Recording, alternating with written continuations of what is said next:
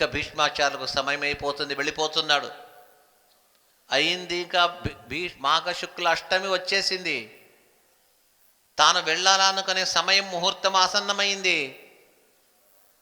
కృష్ణుడు మాయావి, ఇవంతా తెలుసు కాబట్టే భీష్మాచార్యుల ఆ జీవపక్షి ఉత్క్రమణము హృదయము నుంచి బయటికి వెళ్ళిపోవాలా, నేను ఎదురుగా ఉండి పంపాలని కృష్ణుడు అక్కడికి వచ్చాడు.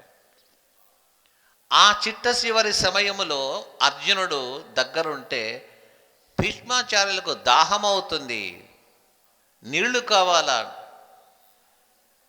ఎక్కడ ఎవరో ఏదో నీళ్లు ఇవ్వడానికి పోయినారు. నాకొద్దు అంటాడు.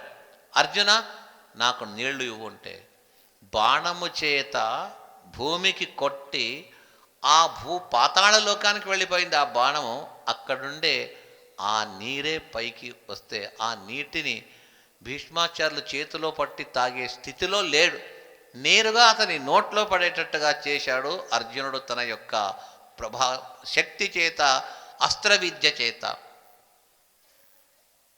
చివరిలో అర్జునుడు అడుగుతాడు, పితామహ, ఇంత చక్కటి విష్ణు సహస్రనామాన్ని మాకు చెప్పావు, శాంతి పర్వము, దాన ధర్మములు, అశేష విషయం తెలిపావు. ఏది తప్పు, ఏది ఒప్పు, ఏది చేయాలా, ఏది చేయకూడదు, ఇవంతా చెప్తున్నావే. ఆ రోజు మా మోసముతో జూదమాడి మా రాజ్యాన్ని అపహరించిన దుర్యోధనాదులకు ద్రౌపది యొక్క వస్త్రాభరణం చేసేటప్పుడు ఇది తప్పని నీ నోటితో ఒక్కసారి కూడా చెప్పలేదు కదా. ఈరోజు ఇంత మాకు నీతిని బోధిస్తున్నావు, ఆ రోజు ఏమైంది అంటే ఆ చివరి సమయంలో కూడా భీష్మాచార్యులు కళ్ళ నిండా నీళ్లు ఆనంద బాష్పాన్ని రాలుస్తూ చిరునవ్వుతో అర్జునునితో చెప్తాడు, అర్జున, నీవు అడిగిన ప్రశ్న నిజంగా బాగుంది. ఆ రోజు నేను అట్లా చేసింది నిజమే.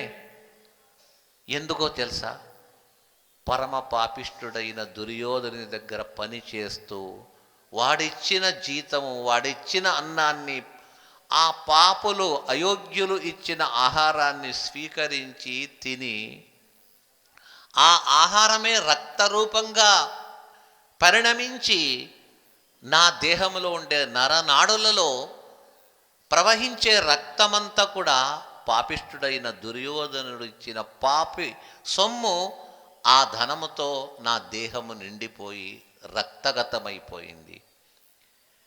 నీ మహత్తరమైన బాణముల చేత కొట్టి నా దేహములో ఉండే ఆ దుర్యోధనుడు ఇచ్చిన రక్తమంతా బయటికి వెళ్ళిపోయింది. ఇప్పుడు నిజమైన భీష్మాచార్యులు ఇప్పుడు నీ దగ్గర కనిపించేది కాబట్టి నా నిజమైనటువంటి స్వరూపాన్ని ఇప్పుడు ఉపదేశించాను అని చెప్పేసి భీష్ముడు చెప్తారట. దీనివల్ల ఏం తెలుస్తుంది, అయోగ్యులు, మూర్ఖులు, భగవద్వేషుల దగ్గరికి వెళ్ళి చేయి చాచి అడగరాదు, వాళ్ళిచ్చింది తీసుకోరాదు, వాళ్ళ ఇంట్లో భోజనం చేయరాదు.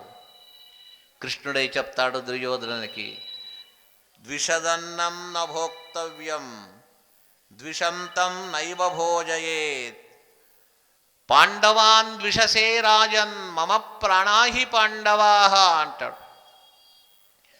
దుర్యోధన, నీ ఇంటికి భోజనానికి రాను, నా ఇంటికి భోజనానికి రమ్మని చెప్పేసి పిలుస్తాడు దుర్యోధనుడు. నేను రాను.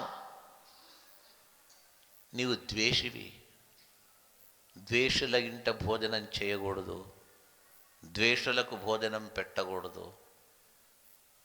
ఎక్కడికి వెళతావు? విదురుని ఇంటికి. పిలిచాడా? పిలవనక్కర్లేదు, పిలవకున్నా వెళతాను. ఎందుకు? వాడొక దాసీపుత్రుడు, నీ ఒక గోపాలకుడు, నీ ఇద్దరి క్యారెక్టర్ సరిపోయింది పో అంటాడు దుర్యోధనుడు. వాడు ఎటువంటి వాడైనా కానీ, ఏ కులమో ఏ జాతో నాకు సంబంధం లేదు, వాడు భక్తుడైతే చాలు, వాని యొక్క మనస్సు పరిశుద్ధం ఉంటే చాలు.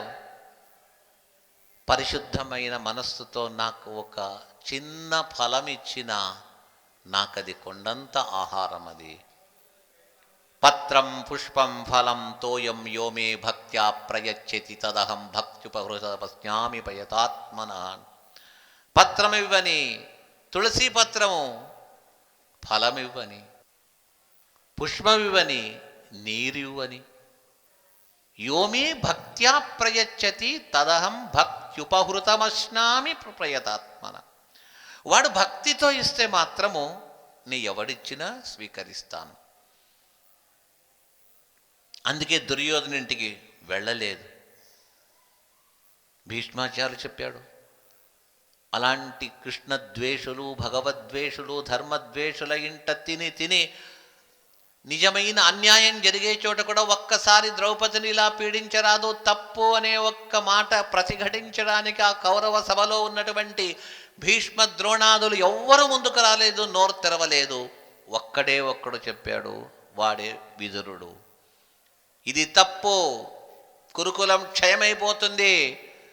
ఏ స్త్రీ సభలో ఈ విధంగా కన్నీళ్లు కంట నీళ్లు పెడుతుందో, ఒక్క చుక్క కంటి నుంచి బయటికి వస్తే ఆ రాజ్యమంతా సర్వనాశనమైపోతుంది, వారి వంశమే మిగలదు అని గట్టిగా ఘంటాఘోషంగా చెప్పిన ఏకైక ధార్మిక వ్యక్తి విదురుడు.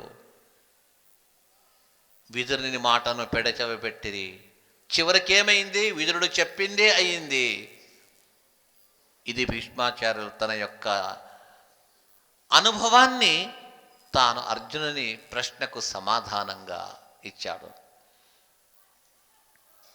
మన శాస్త్రములు, మన పురాణములు ఒక్కొక్కటి కేవలం కథ మాత్రం వింటే కాక, కథలో దాగిన అనేక అపూర్వ తత్వములను, లోపలుండే దాన్ని కూడా మనం గ్రహించి చూడాలి. అప్పుడే ఆ భాగవత భారతములు రాసిన వ్యక్తి కష్టపడిన శ్రమ ఎంత అనేది మనకు అర్థమవుతుంది.